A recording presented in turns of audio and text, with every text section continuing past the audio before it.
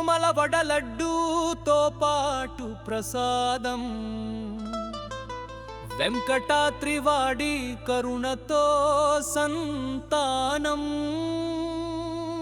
తినే ఒక్క గుళికాది శాంతి సుఖం, స్వామి చరణాల దివ్య తీపిరసం.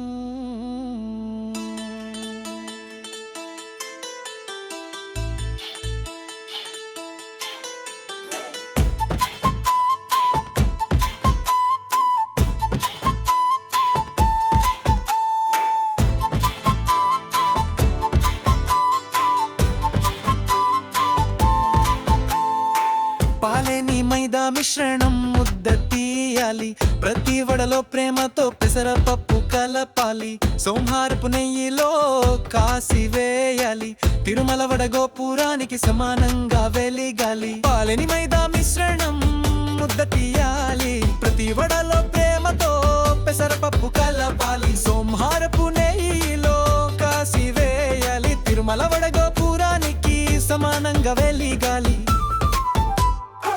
తిరుపతి వెంకటేశుడి దర్శనం చేసుకుని వాడ ప్రసాదం నైవేద్యంతో పంచుకుని, ముక్కుమూల ముద్ద తీయగా స్వామి అనుగ్రహం మనం పొందగా.